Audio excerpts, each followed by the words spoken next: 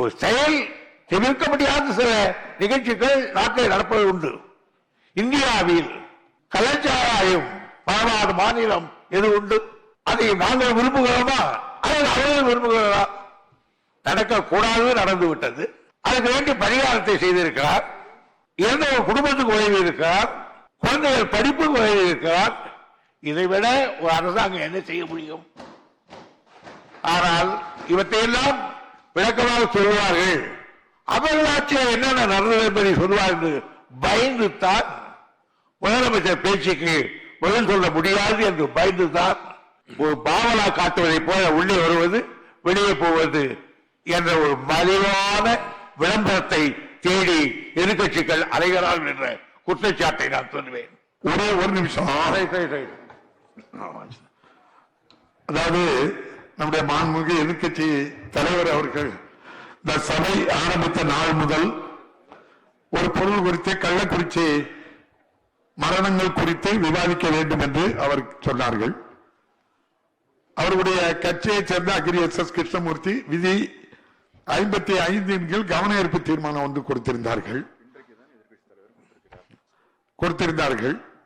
அதன் அடிப்படையில் அவர்களை பேச அழைக்க வேண்டும். அன்று முதலில் திருக்குறள் வாசித்து அதன் பின் கேள்வி பதில் நேரம் முடிவடைந்தது. 1 மணி நேரம் கழித்து 0 ஹவர்ல கவன ஈர்ப்பு தீர்மானமோ ஒத்திவைப்பு தீர்மானமோ எதுவும் எழுதி கொடுக்காமல் மாண்புமிகு எதிர்கட்சி தலைவர்கள் எழும்பி நின்று எந்த பிரச்சனையும் இந்த ஹவுஸ்ல ரைஸ் பண்ணக்கு முழு உரிமை இருக்கு, எவ்வளவு நேரம்னாலும் பேசுவதற்கும் நம்முடைய அனுமதி கொடுப்போம். ஒரு குறிப்பிட்ட அளவு பேசுகின்ற அளவுக்கு நம்ம அனுமதி கொடுப்போம்.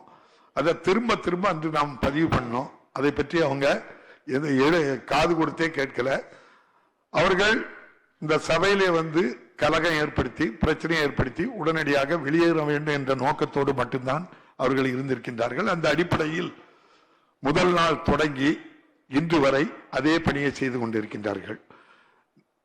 முதல் நாள் கவன ஈர்ப்பு தீர்மானம் எடுத்த அன்று இரங்கல் தீர்மானத்துக்கு அடுத்த நாள் நம்முடைய அவர்கள் இது போன்று கலகம் விளைவிக்க ஏற்பட்ட போது அவர்களை அந்த ஒரு நாள் முழுவதும் அவை நடவடிக்கையில் கலந்து கொள்ளக்கூடாது என்று சொல்லி ஒரு ரூலிங் கொடுத்து அவர்களை வெளியேற்றினோம்.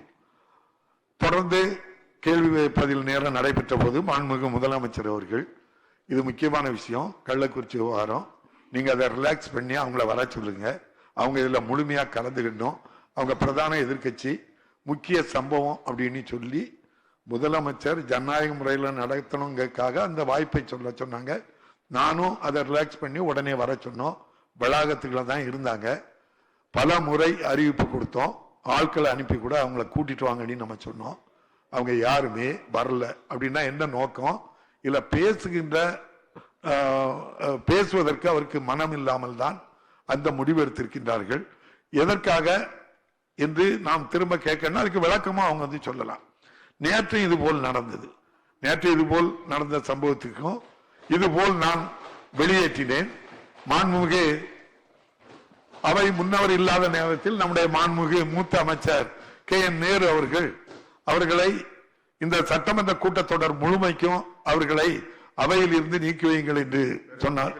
பேரவை விதிகளின்படி அவர் அவங்க கொண்டு வந்தது நியாயம். மாண்புமிகு முதலமைச்சர் அவர்கள் உடனடியாக இடைமறித்து தேவையில்லை, நாளைக்கு முக்கியமான நம்முடைய விதிகள் எல்லாம் மானிய கோரிக்கை இருக்கு, விதிகள் இருக்கு, 1 டன் விதிகள் எல்லாம் கொண்டு வர வேண்டியிருக்கு, முக்கியமான நிகழ்வுகள் இன்னும் வெளிப்படையா சொன்னா நம்முடைய ஜாதிவாரி கணக்கெடுப்பு தீர்மானம் எல்லாம் எடுக்க வேண்டிய இருக்கும்ங்கிறத மனதில் வச்சு அவங்க சொல்லல. நான் ஊடகங்கள் பத்திரிகைகளை பார்த்தான் சொல்றேன், வருவா வரலையா அது எனக்கு தெரியாது. ஆனால் அதைத்தான் மனதில் வைத்து சொன்னாங்களோடு நான் நினைக்கேன். இந்த ஜாதிவாரி கணக்கெடுப்பு வந்து முக்கியமான விஷயம், எதிர்கட்சி நிச்சயமா அதுல கலந்து கொள்ளணுங்கிறத மனதில் வைத்தோ என்னவோ எனக்கு தெரியல. மீண்டும் அவர்களுக்கு ஒரு நாள் மட்டும் போதும், நாளைக்கு வரட்டு சொல்லி இன்னைக்கு வர சொல்லியிருக்காங்க. நான் நேற்று ஒரு ரூலிங் கொடுக்கும்போது சொன்னேன், ஒரு கவன ஈர்ப்பு தீர்மானம் ஒத்திவைப்பு தீர்மானம் எப்படி எடுக்கணும் எப்படி கொடுக்க வேண்டும் என்று சொன்னேன்.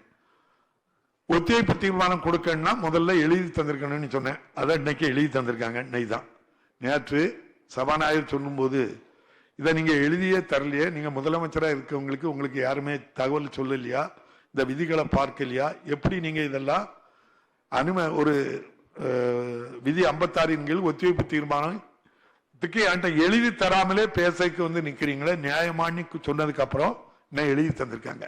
அந்த விதி என்ன சொல்லுதுன்னா 56 ஒத்திவைப்பு தீர்மானம் அரை மணி நேரத்துக்கு முன்னாலேயோ 1 மணி நேரத்துக்கு முன்னாலோ அவை கூடுவதற்கு முன்னால் அதை கொண்டு சட்டப்பேரவை தலையிட்ட கொடுக்கணும். அது போல இன்னைக்கு எதிர்கட்சி கொறடா அவர்கள், வேலுமணி அவர்கள் என்கிட்ட கொண்டு தந்துட்டாங்க.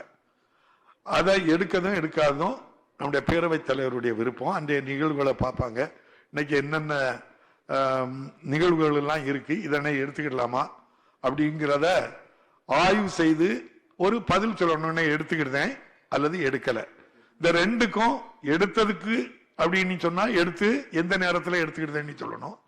இல்ல எடுக்க முடியாது அப்படின்னு சொன்னா அதுக்கு என்ன காரணம்னு நான் இந்த அவையிலேயே என்ன செய்யணும் சொல்லணும். அதுக்கு அவங்க வந்திருக்காங்க. ஏற்கனவே இன்னைக்கு அவையில வந்திருக்காங்க. நீங்க கொடுத்திருக்கீங்க, உட்காருங்க, நான் சொல்றேன். நீங்க விதி 56 கீழ் ஒத்திவைப்பு தீர்மானத்தை தந்துட்டீங்க. நான் படிச்சு பார்த்துட்டேன்.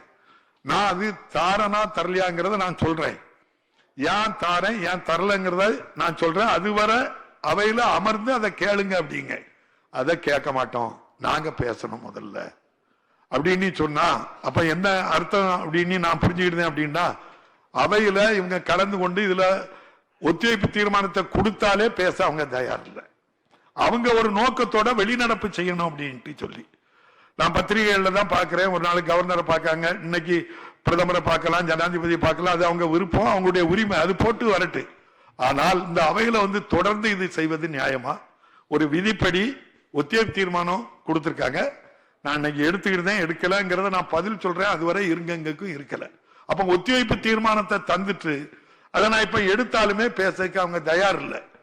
அவங்க விதி 56 ஒத்திவைப்பு தீர்மானம் தந்திருக்காங்க. விதி 65(4) தெளிவா சொல்லுது, ஒரு பொருள் குறித்து ஒத்திவைப்பு தீர்மானமோ கவனஈர்ப்பு தீர்மானமோ இந்த அவையில கொண்டு வந்து உறுப்பினர்கள் அதை விவாதித்து மாண்புமிகு முதலமைச்சரோ அல்லது மற்ற அமைச்சர்கள் யாராவது பதில் சொல்லிய பிறகு அந்த கூட்டத்தொடர் முழுவதும் அந்த பொருள் குறித்து எடுப்பதற்கு விதியில இடமே கிடையாது, எடுக்கவே கிடையாது. அதான சபை மரபு, இதான சபை விதிகள்.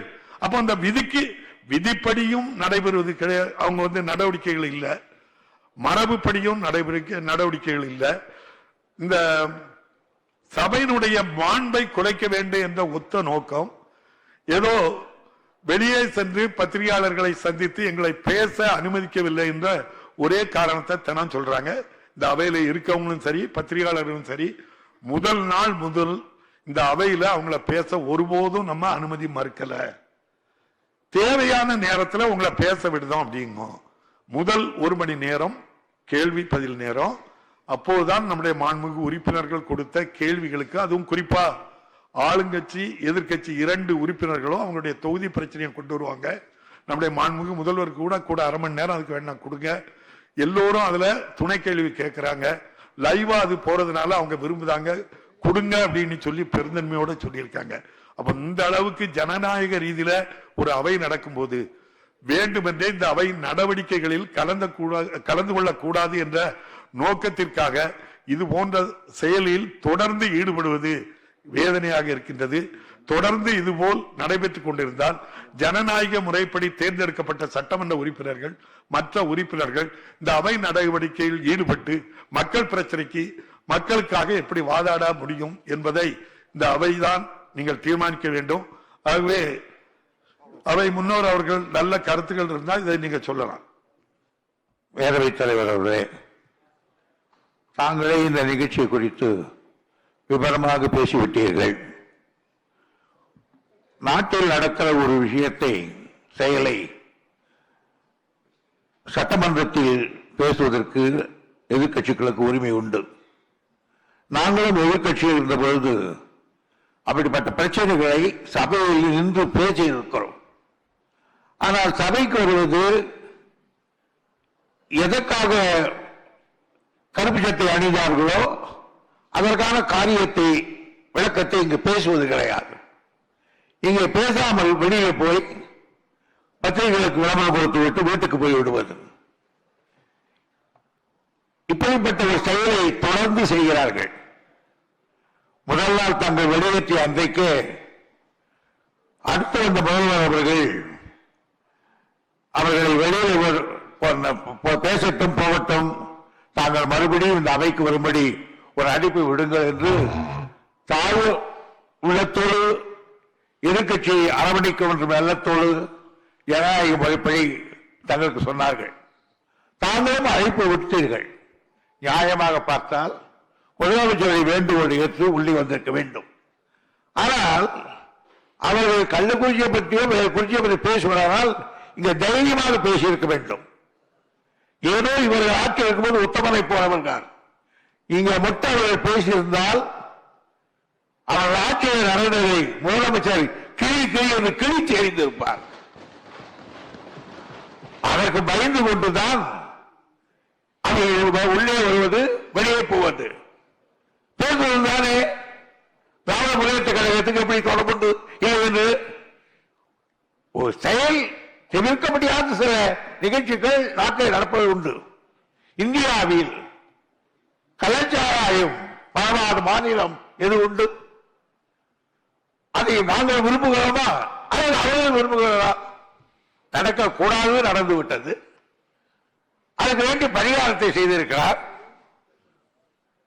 எந்த ஒரு குடும்பத்துக்கு உதவி இருக்கிறார், குழந்தைகள் படிப்புக்கு உதவி இருக்கிறார்.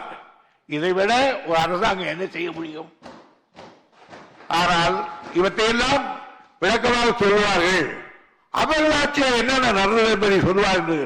பயந்துதான் முதலமைச்சர் பேச்சுக்கு பதில் சொல்ல முடியாது என்று பயந்துதான் ஒரு பாவலா காட்டுவதை போல உள்ளே வருவது வெளியே போவது என்ற ஒரு மலிவான விளம்பரத்தை தேடி எதிர்கட்சிகள் அலைகிறார்கள் என்ற குற்றச்சாட்டை நான் சொல்வேன்.